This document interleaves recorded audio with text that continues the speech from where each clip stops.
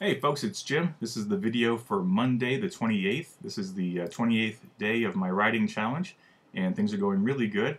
I've started the editing process, and I've read through about half to two-thirds of the manuscript so far, and been making a lot of redline notes on the paper copy.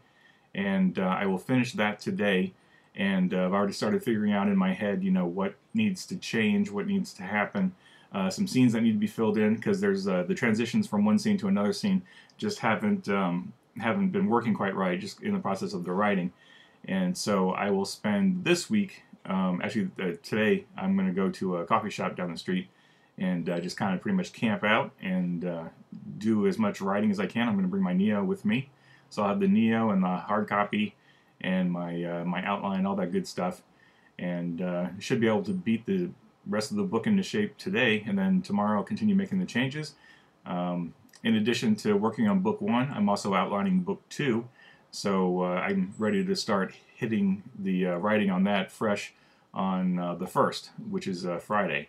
So as part of the writing 3 books in 3 months, I need to be able to multitask and write one book while I'm editing the other.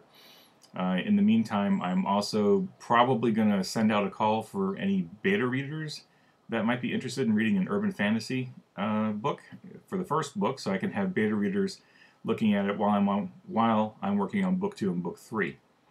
And further, I'm also working on finalizing the art request.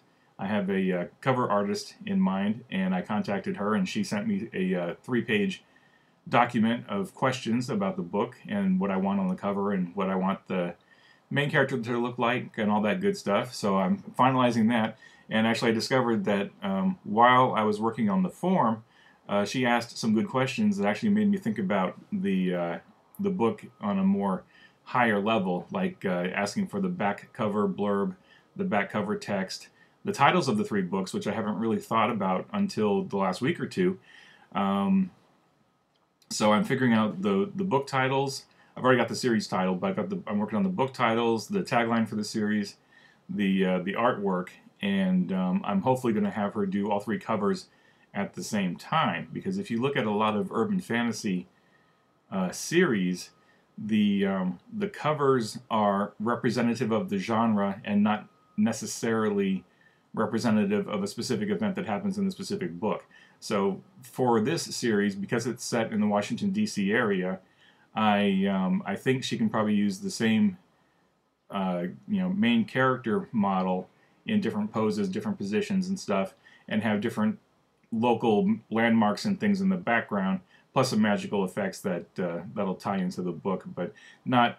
I think I'm going to see if she can do a more representative cover of the genre as opposed to a specific scene that happened in the book. Somewhere down the road when I've got enough money to do like full-blown custom illustrations as opposed to photoshopped quality work that a lot of artists do. If I can afford to do full-blown illustrated works, then maybe I'll play around with doing some specific scenes out of the book.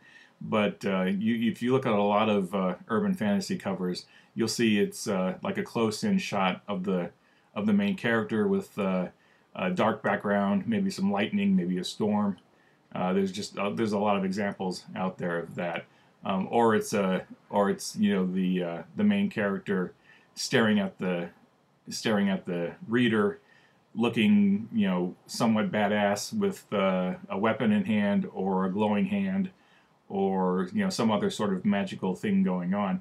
So I don't have an example off the top of my head, but just look at some urban fantasy covers and you'll see even a series, like look at 3 or 4 books in the series, and you'll see variations on a theme, right? You'll see the character in different poses with a city background or a bridge in the background or something.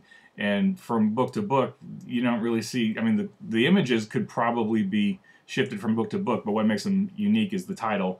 Book 1 will be called something, and book 2 will be called something. Be a slightly different image on both ones, but in some cases you could switch the images, and and you wouldn't really know that anything was different other than the title and the number or whatever. So anyway, hoping to finish the art document today, and I'll send that off to the artist so that she can get started on the 3 covers.